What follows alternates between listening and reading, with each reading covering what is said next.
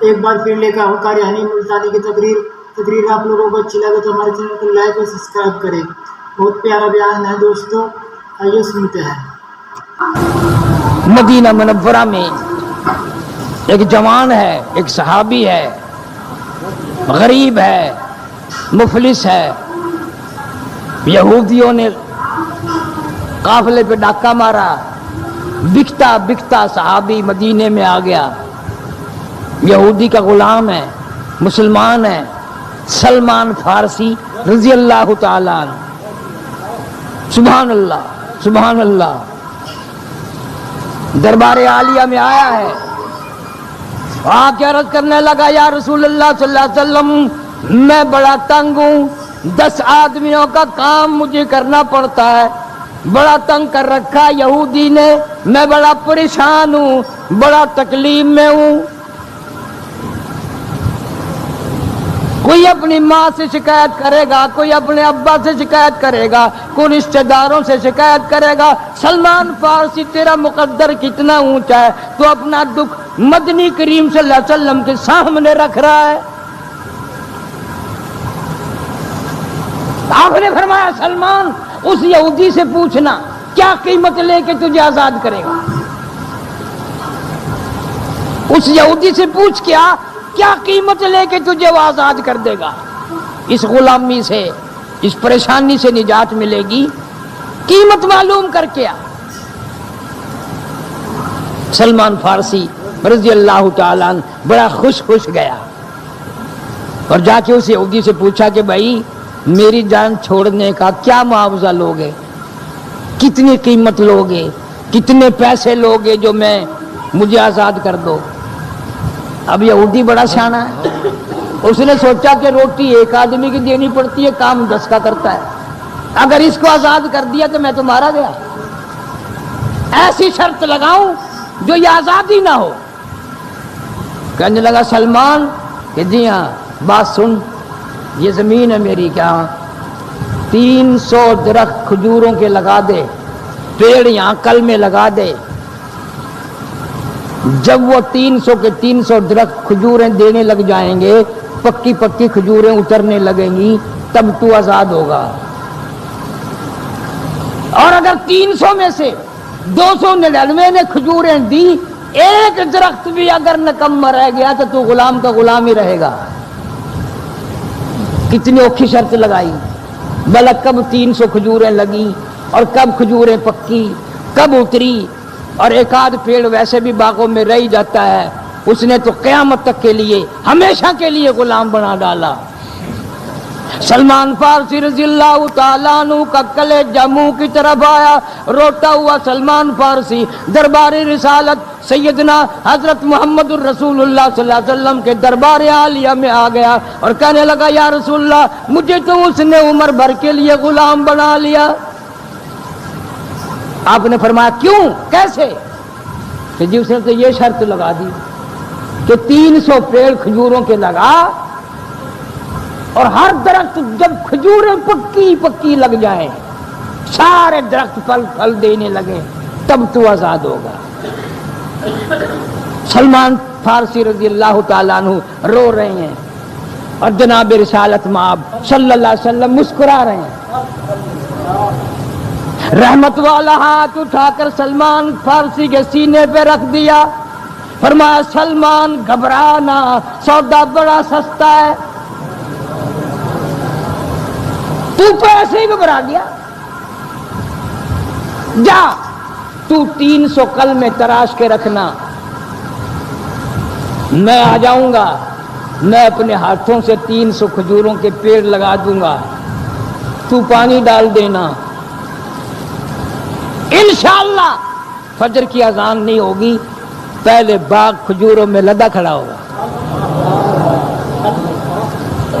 معجزہ ہے حضرت محمد الرسول اللہ صلی اللہ علیہ وسلم کا. تیرے جیسا ہوتا نا وہیں بیڑا گرک کر لیتا, تو اچھا ہی کیسے ہو جائے گا, یوں اتنی جلدی کیسے ہوگا, کس طرح سے ہوگا, یوں ہی مار کھا جاتا. سلمان فارسی رضی اللہ تعالیٰ عنہ نے نبی کی زبان پہ یقین کر کے، ہاں دل سے یقین کر کے. جب کلمے بنا رہا تھا نا، جب بھی دل میں یہ بات نہیں آئی پتہ نہیں کب لگیں گی، کیسے کھجورے ہو جائیں گی پکی، کیسے آ جائیں گی، یوں بڑا مشکل ہے، یوں تو کبھی سنا نہیں، ایسا تو کبھی دیکھا نہیں. نہیں، سلمان فارسی کے دل میں پکا یقین ہے کہ جو محمد کریم صلی اللہ علیہ وسلم کی زبان سے نکل گیا وہ ہوئے گا، پکا ہوئے گا. پہاڑ اپنی جگہ سے ٹل سکتا ہے، زمین آسمان پھٹ سکتے ہیں، لیکن نبی کی زبان غلط نہیں ہو سکتی. اس یقین سے کلمے بنائی. پچھلی رات کا وقت ہے، تشریف لے آئے حضرت محمد کریم صلی اللہ علیہ وسلم. اسی کو کہتا ہے ایک طرف سی دل میں امنگتی ہے، ایک طرف سی دل میں امنگتی ہے، ایک درد جگر میں ہوتا ہے. ہم رات کو رویا کرتے ہیں جب سارا عالم سوتا ہے. اور کہتا وہ تاریکی، وہ تنہائی، وہ پچھلی رات کا عالم، نہ جانے پھر صدائی کہاں سے میرے کھوئے ہوئے دل کی. ادائے رسم منزل سے جگر میں اتنا واقف ہوں کہ منزل پر پہنچ کر پوچھتا ہوں راہ منزل کی. تہجد کا وقت ہے. رسول کریم سارے قائد صلی اللہ علیہ وسلم نے رحمت والے ہاتھوں سے کلمے لگا دی، 300 کھجوروں کے درخت لگا دیے. سیدنا سلمان فارسی کہتے ہیں جیسے نبی باغ سے باہر نکلے میں کیا دیکھتا ہوں، سارا باغ تیار کھڑا ہے، پکی پکی کھجوریں لگی ہوئی ہیں. میں شوق میں آیا، وجد میں آ گیا، اور مجھے نبی نے فرمایا سلمان جا یہودی کو بلا کے لا کہ باغ سنبھال، اور میں آزاد ہو گیا.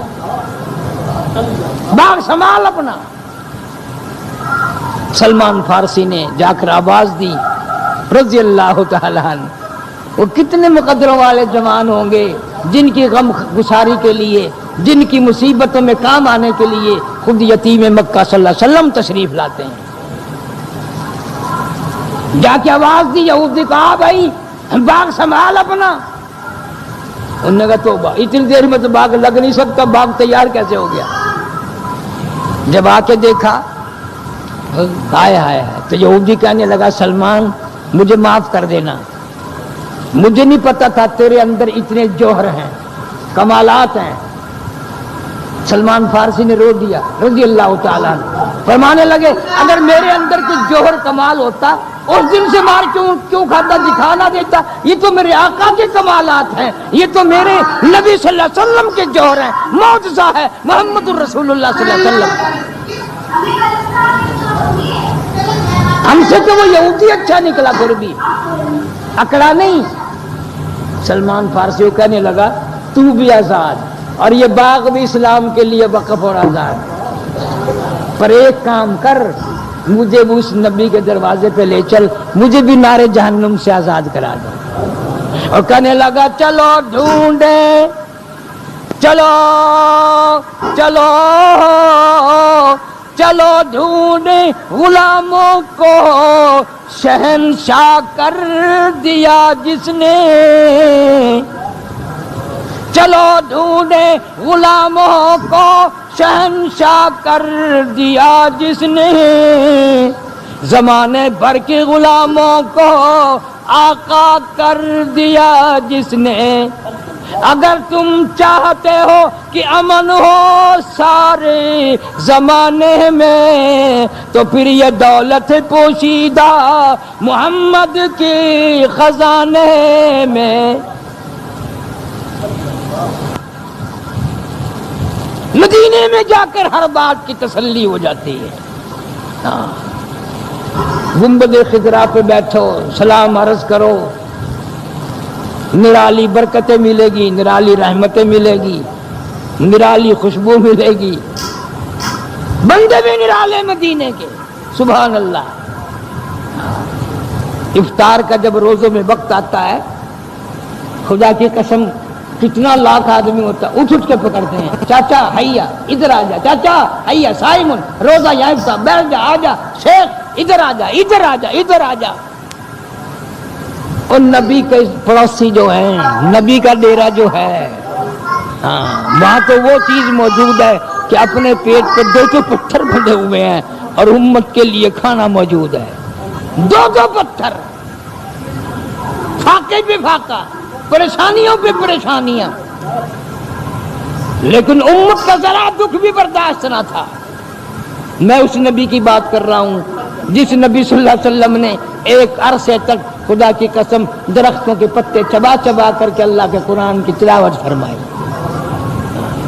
आज मैं और तुम हजारों नेमतें खाकर, हजारों अल्लाह की दी हुई नेमतें पीकर अल्लाह के कुरान की ज़ियारत की तौफीक नहीं, तिलावत की तौफीक नहीं।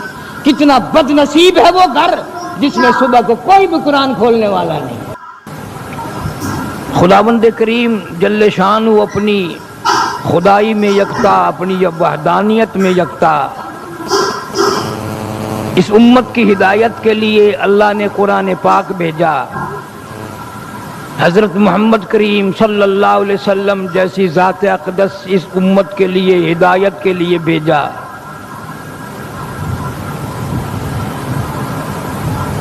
इसके बाद भी अगर कोई मरते वक्त कलमा नहीं मुंह से निकलता और कलमा पढ़े बगैर मरता है तो कुरान का कसूर तो नहीं। या जिन्होंने अल्लाह से ये कलमा लेकर कुर्बानियां दे देकर हम तक पहुंचाया है, न उनका कसूर है। सहाबाए किराम रिज़वानुल्लाहि ताला अलैहि मजमईन की पूरी जमात ने कोई चीज बचा नहीं रखी, न कोई चीज मख्फी रखी आसमानी। ला इलाहा इल्लल्लाह मुहम्मदुर रसूलुल्लाह सल्लल्लाहु अलैहि वसल्लम तक, जनाजे की दुआ तक जो अल्लाह ने उनको दीन दिया था बिल्कुल वो का वही सारी उम्मत के हवाले कर दिया और ताकीद फरमाई इसको संभाल के रखना। ऐसा ना हो मरने से पहले ये दीन अलग हो जाए, कुरान अलग हो जाए, ईमान अलग हो जाए। अल्लाह वालों ने इस पर बड़ी मेहनत की, कोशिश की, जद्दोजहद की, इतनी कुर्बानियां दी हैं कि आज उसका कोई तसव्वुर भी नहीं कर सकता, इरादा भी नहीं कर सकता। हैरान हैं हम, लोहे के थे, पत्थर के थे, प्लास्टिक के थे, क्या बात थी। समझने से कासिर है आज का आदमी। ईसाई फौज से लड़ाई है सहाबाए किराम रिज़वानुल्लाहि ताला अलैहिम अजमईन, सुभान अल्लाह। अल्लाह ने नबी भी अपनी मर्जी से बनाया और नबी के लिए सहाबी भी अपनी मर्जी से बनाए। दुनिया के इंतखाब का, छांटने का, उसका कोई उसमें ताल्लुक नहीं। जिसको खुदा ने सहाबी बनाया वो बना, वरना नबी का चचा भी नबी के साथ गमों में शरीक रहने वाला भी ना बन सका।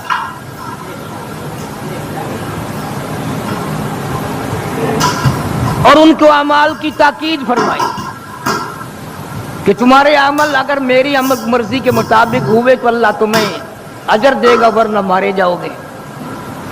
फरमाया कुल अतीउल्लाह वर रसूल, कुल अतीउल्लाह वर रसूल फ़इन तवल्लौ फ़इन्नल्लाह ला युहिब्बुल काफ़िरीन। अल्लाह फरमाते मेरे महबूब करीम सल्लल्लाहु अलैहि वसल्लम की इताअत कर, गुलामी कर, फरमा बरदारी कर। जिंदगी का मजा आएगा, क़यामत का मजा आएगा, जन्नत का मजा आएगा। दुनिया के मजों को ना देख, इन खाने पीने को ना देख, इस पहनने रहने सहने को ना देख। अल्लाह फरमाते हैं तुम इन काले बुर्की वालों के पीछे क्या फिरते हो? वहूरुन ईनुन कामसालिल लुलुइल मकनून। मैंने तुम्हारे लिए इतनी शानदार किस्म की औरतें संभाल के रखी हैं فرمایا لم یطمثہن انس قبلہم ولا جان، اتنی پاکیزہ آج تک کسی نے ان کو انگلی بھی نہیں لگائی، چھوہا تک نہیں۔ سارے انتظامات پاکیزہ لوگوں کے لیے ہیں، نگاہ پاک، دل پاک، نیت پاک، پاک رکھ پھر سب کچھ ملے گا۔ پلیت بن کے مرے گا کچھ نہیں ملے گا، تباہی ہوگی۔ ارشاد فرمایا مدنی کریم صلی اللہ تعالی علیہ وسلم نے، مدینہ منورہ اللہ سب کو زیارت نصیب فرمائے، جمعے کا دن لشکر روانہ کر دیا، 2 میل 3 میل تک رخصت فرمانے کے لیے تشریف لے گئے۔ میدان میں کھڑے ہو کے فرمایا پہلے جھنڈا اسامہ بن زید کو دینا، پہلے جھنڈا جعفر تیار کو دینا، پھر جھنڈا عبداللہ بن رباح کو دینا، پھر جھنڈا اسامہ بن زید کو دینا رضی اللہ تعالی عنہم اجمعین۔ کیا وقت ہوگا، خدا کی قسم ان پتھروں پہ قربان ہونے کو دل چاہتا ہے، وہاں بسیرا ڈیرا بنانے کو دل چاہتا ہے، وہیں مر جانے کو دل کرتا ہے۔ کیا ہے یہ باغ و بہار؟ پسند اپنی اپنی، مرضی اپنی اپنی، اللہ کی پسند تو دیکھ۔ قرآن ان پتھروں میں اترا، مدنی کریم صلی اللہ علیہ وسلم کو اللہ نے ان پتھروں میں بھیجا، اور تیرے باغ و بہار اور پھول پتیوں کو لیے بیٹھا رہا بس۔ اپنی اپنی پسند، اللہ کی پسند یہ ہے۔ اور فرمایا وقالوا لولا نزل هذا القرآن على رجل من القريتين عظيم۔ اللہ فرماتے ہیں یہ کیوں باتیں کرتے ہیں، کوئی نبی چودھری بننا تھا، مالدار بننا تھا، کوئی بڑا رئیس نبی بننا تھا، یہ غریب آدمی نبی بن گیا ہے بھی یتیم۔ فرمایا اہم یقسمون رحمت ربک، میری رحمتوں کو تقسیم کرنے والے تم کب سے بن گئے؟ ہوتے کون ہو؟ میری مرضی، میں چاہوں یتیموں کو پیغمبر بنا دوں، میں چاہوں قطرے کو سمندر کر دوں، میں چاہوں بڑے بڑے ظالموں کا بیڑا غرق کر دوں، یہ تو میری مرضی ہے۔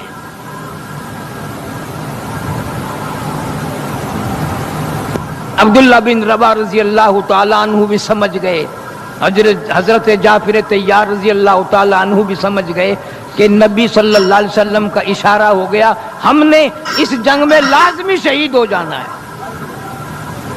نبی کے اشارے سمجھتے تھے، نبی کے کنایات سمجھتے تھے، اسرار نبوت صلی اللہ علیہ وسلم کے صحابہ کرام واقف ہیں۔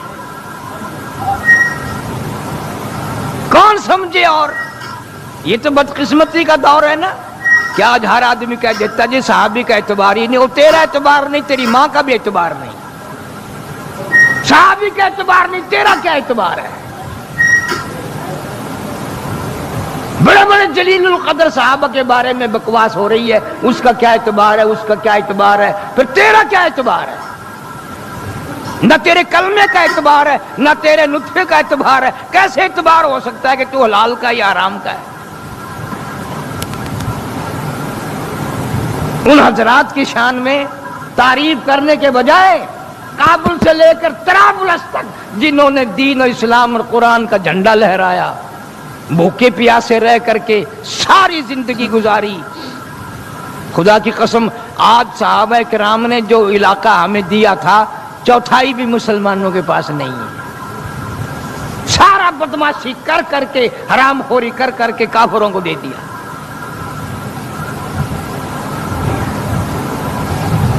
حضرت جعفر تیار رضی اللہ تعالیٰ عنہ اور عبداللہ بن رباح رضی اللہ تعالیٰ عنہ، اسامہ بن زید رضی اللہ تعالیٰ عنہ،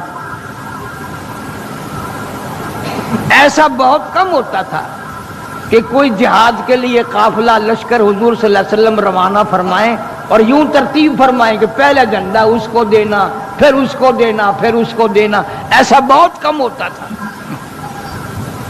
بس آپ نے لیا جھنڈا ایک کو دے دیا، بات ختم۔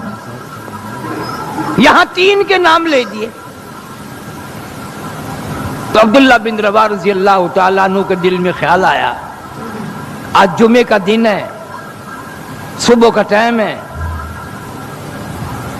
اور نبی صلی اللہ علیہ وسلم کی زبان سے پتہ چل گیا کہ میں اس جنگ میں سے، جہاد میں سے واپس نہیں آؤں گا، شہید ہو جاؤں گا۔ عبداللہ بن رواحہ رضی اللہ تعالیٰ عنہ نے اپنے دل میں ایک لالچ بنایا۔ کیا؟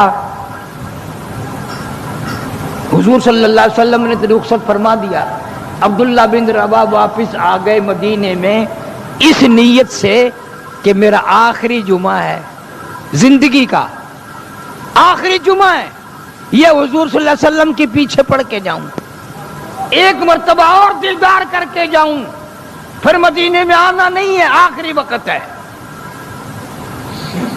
ایمانداری سے بتاؤ، اس میں کوئی ڈر کی وجہ سے گھبراہٹ ہے یا کوئی خوف کی وجہ سے رہ جانا ہے؟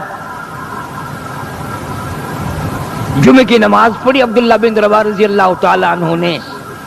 نماز جمعہ کے بعد حضور صلی اللہ علیہ وسلم کی عبداللہ بن رواحہ پر نگاہ پڑ گئی، نظر پڑ گئی۔ فرمایا، عبداللہ، جی تمہیں تو میں نے رخصت کر دیا تھا، جہاد میں تم گئے نہیں، توجہ کرنا۔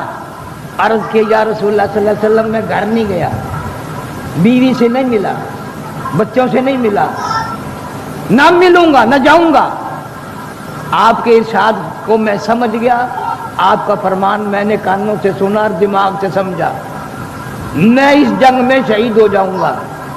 میں نے خیال کیا کہ جب میرا آخری جمعہ ہے، کیوں نہ میں حضور کریم صلی اللہ علیہ وسلم کے پیچھے نماز جمعہ پڑھ کے جاؤں، اور میں حضور صلی اللہ علیہ وسلم کا دیدار کر کے کیوں نہ جاؤں، پھر تو میں نے آنا نہیں ہے زندگی میں، میری زندگی کا آخری جمعہ ہے۔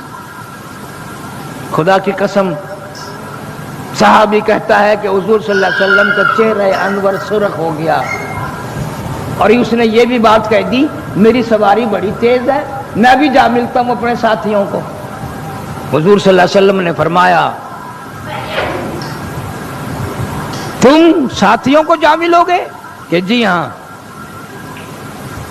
فرمایا، اپنے ساتھیوں سے 500 سال بعد میں جنت میں جا سکو گے۔ اندازہ لگاؤ، جمعہ پڑھنے کا عقیدہ ہے، جمعے کا خیال ہے، حضور صلی اللہ علیہ وسلم کا ایک مرتبہ اور دیدار زیارت کرنے کا خیال ہے، پیسے کا لالچ نہیں، چھپنے کا لالچ نہیں، گھبرانے کی بات نہیں، پکا عاشق ہے، سچا صحابی ہے۔ لیکن حضور صلی اللہ علیہ وسلم نے فرمایا کہ تم کہتے ہو میں ساتھیوں کو جا ملوں گا، کہ ہاں جی میں ابھی جا ملتا ہوں۔ فرمایا نہیں، جس وقت تیرے ساتھی جنت میں جائیں گے تو ان سے 500 سال جنت میں بعد کو جا سکے گا۔ کیوں؟ اس لیے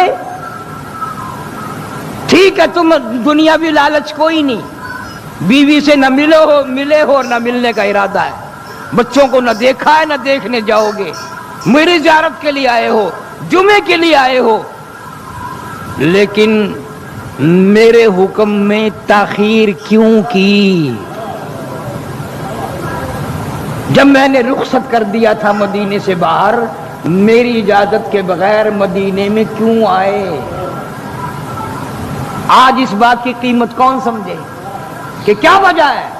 اور پھر صحابہ کہتے ہیں حضور صلی اللہ علیہ وسلم کو جبریل امین نے بتایا، اطلاع دے دی کہ قتل جعفر طیار، جعفر طیار شہید ہو گئے۔ آپ نے فوراً فرمایا قتل جعفر طیار دخل الجنہ، اور فرمایا قتل عبداللہ بن رواحہ، بیچ میں 5 سانس لی اور پھر فرمایا دخل الجنہ۔ محدثین کہتے ہیں ان 5 سانسوں سے وہ 500 سال مراد ہیں۔ اب یہاں سے اندازہ لگاؤ، حکم میں جس نے اتنی سی تاخیر کر دی وہ تو 500 سال بعد کو جنت میں جائے، اور جس نے حکم کو بالکل ٹھکرا دیا، یہ خود فیصلہ کرو وہ کب جائے گا۔ اپنی سمجھ میں دین سمجھ کے دین کو اوپر نیچے کرنا، اس میں کٹ و برید کرنا، اس میں کاٹ چھاٹ کرنا، شارٹ کٹ رستے ڈھونڈنا، ان کا کیا حال ہوگا؟ علامہ ابن کثیر رحمت اللہ علیہ فرماتے ہیں قیامت کا میدان ہوگا، جناب مدنی کریم صلی اللہ تعالی علیہ وسلم کی خدمت عالیہ میں لوگ آئیں گے، بار بار عرض کریں گے یا رسول اللہ صلی اللہ علیہ وسلم ہماری شفاعت فرماؤ، ہماری شفاعت فرماؤ، سفارش کرو۔ حضور کریم صلی اللہ علیہ وسلم کے بارے میں قرآن کہتا ہے وقال الرسول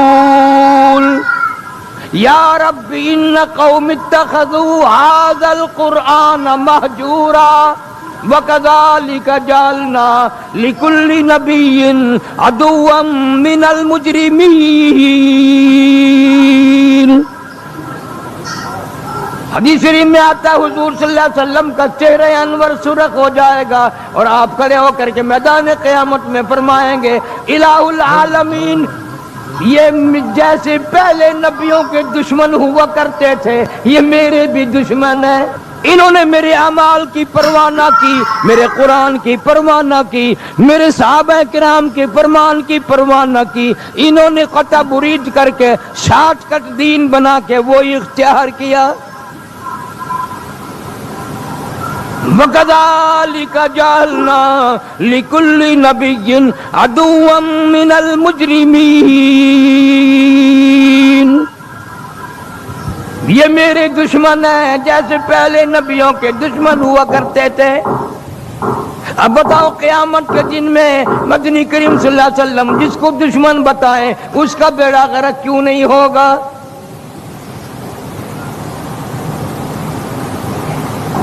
ارشاد فرمایا مدنی کریم صلی اللہ تعالی علیہ وسلم نے، صحابہ کرام کی جماعت آئی ہانپتے ہوئے، کانپتے ہوئے، ڈرتے ہوئے، خوف زدہ ہے، آ کے عرض کرنے لگے یا رسول اللہ صلی اللہ علیہ وسلم قرآن کی بیعت بھی ہو گئی، قرآن کی توہین ہو گئی، قرآن کی عظمت ختم ہو گئی۔ آپ نے فرمایا تم نے کیا دیکھا؟ عرض کرنے لگے ہم نے کچھ جانور دیکھے ہیں جن کی پروں پہ قرآنی آیات لکھی ہیں اور وہ گندگی کھا رہے ہیں۔ ہم نے کچھ جانور دیکھے ہیں، پرندے دیکھے ہیں، ان کے پروں پہ قرآنی آیات لکھی ہوئی ہیں اور وہ چونٹ سے گندگی کھا رہے ہیں، گند کھا رہے ہیں، قرآن کی بیعت بھی ہو گئی۔ فرمایا مدنی کریم صلی اللہ علیہ وسلم نے سیاتی علی الناس زمان، میری امت ایک وقت ایسے ہی کرے گی، برباد ہو جائے گی، قرب قیامت ہوگا، قرآن بھی پڑھیں گے، کام ایسے کریں گے جیسے یہ جانور تمہیں کر کے دکھا رہے ہیں۔ زردے کی صورت میں گند ہوگا، پلاؤ کی صورت میں گند ہوگا، مال کی صورت میں گند ہوگا، قرآن کی بیعت بھی کریں گے، میرے حکموں کے خلاف کریں گے، لوگوں کو بھی بگاڑیں گے، خود بھی بگڑیں گے۔ اسی لیے قرآن کہتا ہے اقترب للناس حسابهم وهم فی غفلۃ معرضون، حساب کا وقت سر پہ آ پہنچا، موت کی گھنٹی بجنے والی ہے، تم ابھی غفلت میں پڑے ہو، بدماشیوں میں لگے ہو۔ حدیث پاک میں آتا اللہ کی زمین جب آدمی اس پہ زنا کر کے چلتا ہے روتی ہے اور کہتی ہے یا اللہ ان کے پلیت قدموں سے مجھے کب پاک کرے گا؟ بدماشی کر کے میرے اوپر چلتے ہیں، زنا کر کر کے میرے اوپر چلتے ہیں، حرام کھا کھا کے میرے اوپر چلتے ہیں، اجازت دے میں لقمہ بنا کے نگل جاؤں۔ قرآن کہتا اللہ فرماتے میں بڑا بے نیاز ہوں، وَكَمْ أَهْلَكْنَا قَبْلَهُمْ مِنَ الْقُرُونِ، فرمایا انکی کیا مجال ہے، افراد کی کیا بات ہے، خاندان کی کیا بات ہے، میں اپنی بے نیازیوں پہ آؤں گا، ملکوں کے نام و نشان مٹا دوں گا، پانی پینے کی مہلت نہ دوں گا، لا الہ الا اللہ محمد رسول اللہ کہنے کی مہلت نہ دوں گا، بغیر کلمے کے مریں گے۔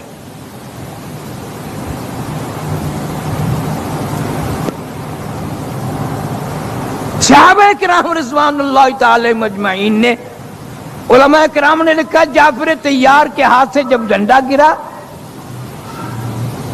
جنگ ختم ہونے کے بعد جعفر طیار کے زخم شمار کیے گئے تو 95 زخم تھے، تلواروں کے، تیروں کے، عورت کے پیچھے نہیں، دولت کے پیچھے نہیں، حکومت کے پیچھے نہیں، قرآن کے پیچھے، ایمان یقین کے پیچھے۔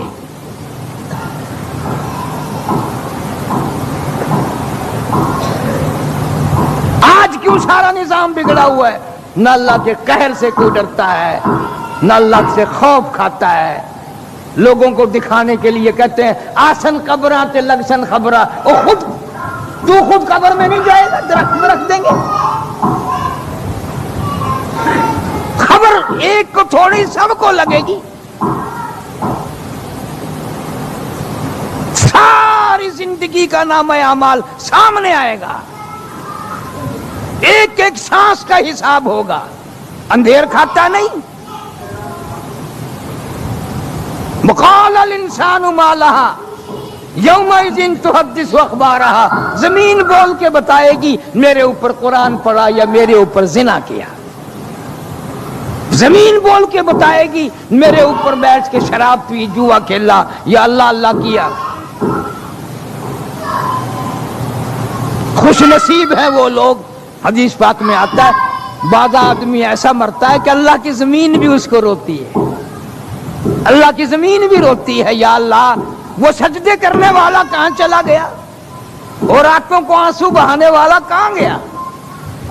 حدیث شریف میں آتا ہے آسمان کے فرشتے بھی روتے ہیں، یا اللہ وہ جس کی تہجد کی نماز میں قرآن آیا کرتا تھا وہ کہاں چلا گیا۔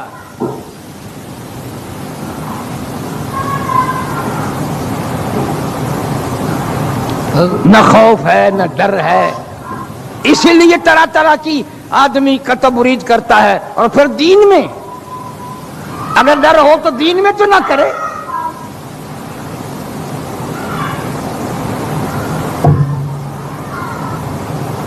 حضور صلی اللہ علیہ وسلم نے نہ یہ ثابت کرنا چاہتا تھا کہ جس صحابی کو جنگ میں رخصت کر دیا، جہاد میں بھیج دیا، اپنے ہاتھ سے بھیجا، وصیت نصیحت کر کے بھیجا، جمعے وہ آ گیا صرف جمعے کے لالچ کے لیے، دیدار رسول کے لیے آیا، تو اللہ پاک کے نبی نے اتنی بڑی ناراضگی کا اظہار فرمایا۔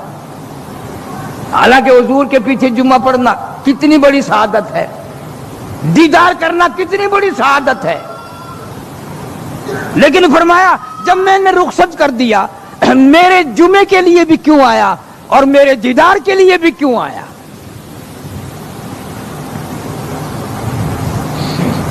جن لوگوں نے مکمل دین ہی نبی کے دین سے الگ بنا لیا، انہوں نے بھی کبھی سوچا ان باتوں کو؟ پیدائش سے لے کر جنازے تک جنہوں نے بالکل الگ بنا لیا، اچھے بھلا آدمی مرا اس کا جنازہ برباد کر دیتے ہیں، اب مرنے والا کیا کرے بھی میرا جنازہ خراب ہو، وہ تو غریب مر گیا۔ نہ یہ جنازہ امام ابو حنیفہ رحمت اللہ علیہ کے نزدیک، نہ جنازہ یہ امام مالک رحمت اللہ علیہ کے نزدیک، نہ ایسا جنازہ امام احمد بن حنبل رحمت اللہ علیہ کے نزدیک، نہ امام شافعی رحمت اللہ علیہ کے نزدیک، نہ ایسا جنازہ مکے میں پڑھا جاتا ہے، نہ ایسا جنازہ مدینہ پاک میں پڑھا جاتا ہے، نہ یورپ میں، نہ افریقہ میں، نہ ہندوستان میں، نہ پاکستان میں۔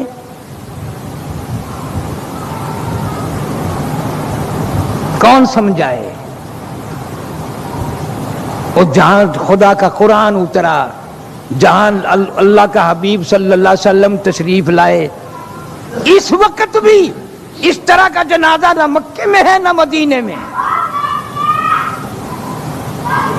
قسم دے کر پوچھو حاجیوں سے، قرآن سر پر رکھ کے پوچھو ان سے، ہزاروں جنازے پڑھ کے آتے ہیں، کسی نے اس طرح کا جنازہ وہاں پڑھا؟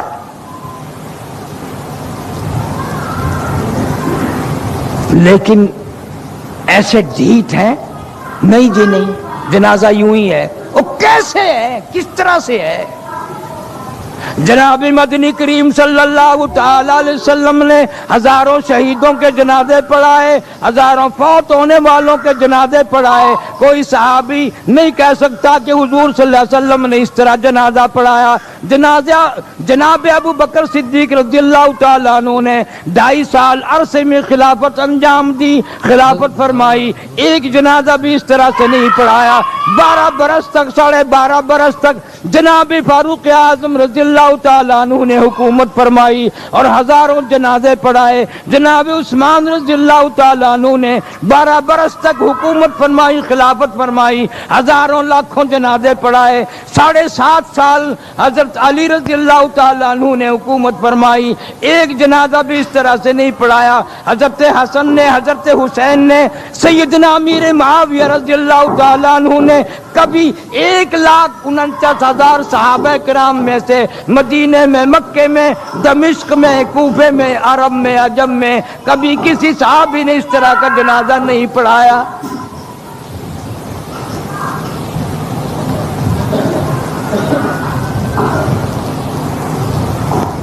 چلو صحابہ کرام تو تم نے دیکھے نہیں، یہ جو عمرہ کرنے جاتے ہیں، حج کرنے جاتے ہیں، ان کے سر پہ قرآن رکھ کے پوچھو کہ کیسے جنازہ پڑھ کے آتے ہیں وہاں، ایک ایک سے پوچھو۔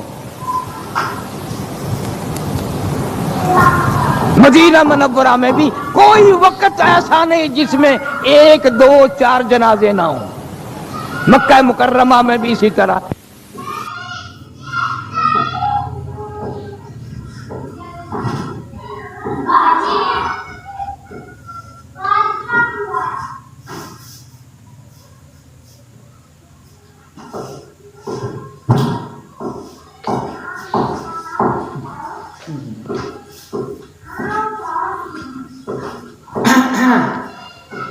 اس نبی کا امتی ہے جو نبی جمعہ بھی اپنے یہاں برداشت نہیں کرتا۔ ایک صحابی کا جو صرف جمعے کے لیے آ گیا، سارے کہہ دو صلی اللہ علیہ وسلم، نہ گھر گیا، نہ بیوی کے پاس گیا، نہ بچوں سے ملا، ایک نگاہ بھی عبداللہ بن رواحہ نے اپنی بیوی پہ، بچوں پہ عرض بھی کر دیا، نہ گھر گیا ہوں اور نہ جاؤں گا، نہ میرا ارادہ ہے، صرف جمعے کے لیے آ گیا، آخری جمعہ ہے میری زندگی کا اور آپ کی زیارت ایک دفعہ اور کر لوں، اس نیت سے آ گیا ہوں، سواری میری بڑی تیز ہے، ابھی جا ملتا ہوں۔ فرمایا ابھی نہیں ملے گا، تو ان کو قیامت میں بھی نہیں ملے گا، ان اپنے ساتھیوں سے 500 سال بعد تو جنت میں جا سکے گا۔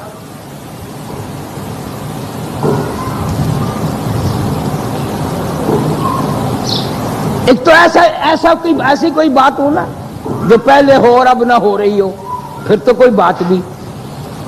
جو چیز نبی صلی اللہ علیہ وسلم کے زمانے سے لے کر آج تک پوری دنیا انسانیت میں، پوری دنیا کے مسلمانوں میں نہیں ہو رہا ہے، اس کو تم کرتے ہو اور پھر اس کو دین بتاتے ہو۔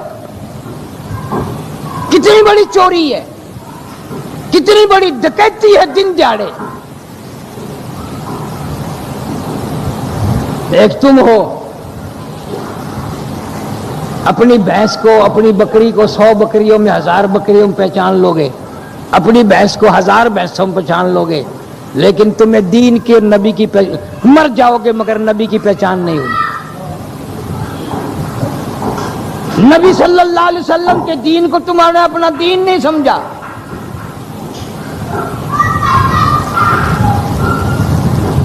عبداللہ بن رواحہ رضی اللہ تعالیٰ عنہ سے قسم کھا کر عبداللہ بن رواحہ بھی کہتے ہیں کہ جتنے حضور صلی اللہ علیہ وسلم مجھ پہ اس دن ناراض ہوئے، ساری زندگی میں اتنے ناراض کبھی نہیں ہوئے۔ کیوں؟ میں نے رخصت کر دیا، دعا کر دی اور اپنے ہاتھوں سے رخصت کر کے پھر واپس مدینے میں کیوں آیا؟ میری اجازت کے بغیر مدینے میں کیوں آیا؟ اور کس مدینے کی بات کر رہا ہوں میں؟ سارے کہہ دو سبحان اللہ۔ ہائے ہائے، خدا کی قسم वहां से वापस आने को दिल नहीं करता, दिल करता है यहीं मर जाए आदमी। जिसको मदीने की मौत मिल गई वो तो जिंदा हो गया। जनाब फारूक आजम रज़ियल्लाहु ताला अन्हु जैसा जलीलुल कदर साहबी हर वक्त दुआ मांगता है, अल्लाहुम्मा अर्ज़ुक़ना शहादतन फी सबीलिक, अल्लाहुम्मा अर्ज़ुक़ना शहादतन फी सबीलिक। या अल्लाह तेरे नाम पे शहादत की मौत मांगता हूँ, तेरे नाम पे मेरा सर कट जाए, मेरा कीमा बना दिया जाए, मेरी बोटियां उड़ा दी जाए, मेरे जिस्म के छीछड़े बना दिया जाए। मैं तो चाहता हूँ सर मेरा हो, दर तेरा हो, दिल मेरा हो, घर तेरा बन जाए, मैं बड़ा कामयाब। या अल्लाह मदीने की मौत अता फरमा, शहादत की मौत अता फरमा। जवाब आया मेरे फारूक सारे कैदो रज़ियल्लाहु ताला अन्हु और मेरे नबी की मुराद और मेरे महबूब की महबूब किसी की शहादत की गवाही देने के लिए ओहद का पत्थर आएगा, किसी की गवाही देने के लिए हुनैन की मट्टी आएगी, किसी की गवाही देने के लिए बदर की मट्टी आएगी, किसी की गवाही देने के लिए तबूक की मट्टी आएगी। और मेरे फारूक जब तेरी शहादत का केस मेरी अदालत में लगेगा गवाही देने के लिए, मेरे नबी का मुसल्लह आएगा, मेरा कुरान आएगा, फजर की नमाज आएगी, सारा मदीना आएगा। वजाल मौतना फी बलदी मुहम्मदिन सल्लल्लाहु अलैहि वसल्लम। या अल्लाह मदीने का दफन अता फरमा, मदीने शहर की कब्र की जगह अता फरमा।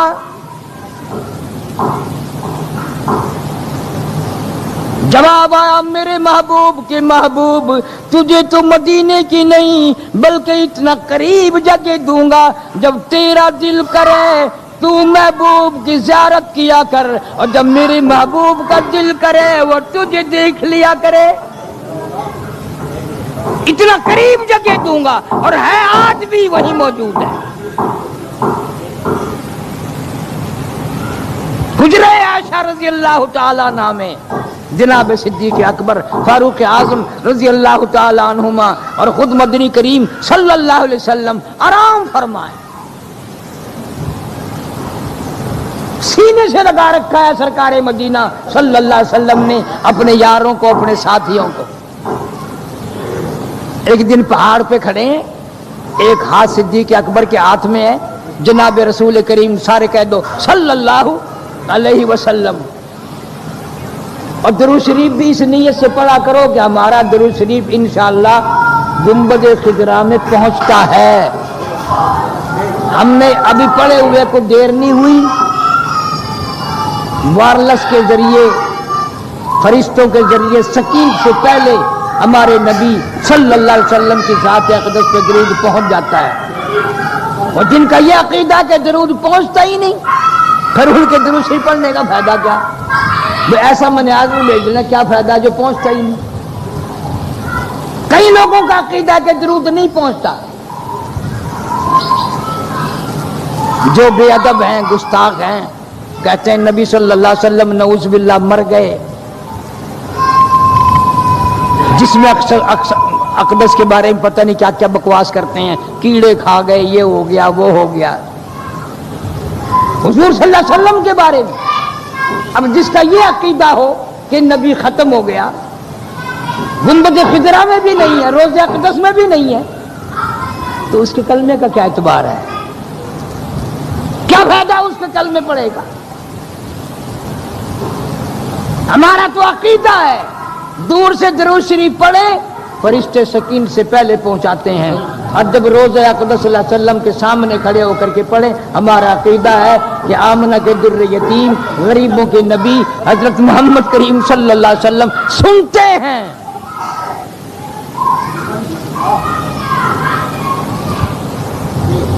جبھی تو مدینے میں مزہ آئے گا. اور اگر یہ عقیدہ کہ مدینے میں کچھ بھی نہیں، پھر کائے کا مدینہ، پھر کیا ضرورت مدینے میں؟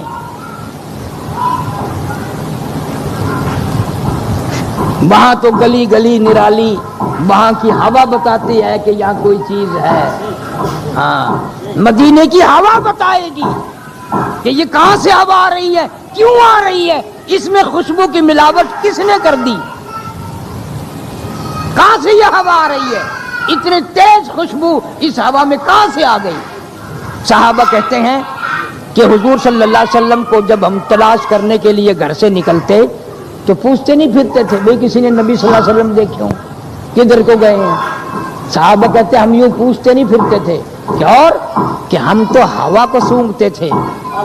ہائے ہائے، ہم تو ہوا کو سونگھتے تھے، کدھر سے نبوت کی خوشبو آ رہی ہے، ہوا بتاتی تھی مدینے کی ادھر آ جاؤ نبی تمہارے یہاں موجود ہے. سبحان اللہ، الحمدللہ. آپ سن رہے تھے قاری ہانی ملتانی کی تقریر آپ لوگوں کو اچھی لگی ہو تو ہمارے چینل کو لائک کر دیں، سبسکرائب کر دیں، شیئر کر دیں. ملتے ہیں اگلی تقریر میں.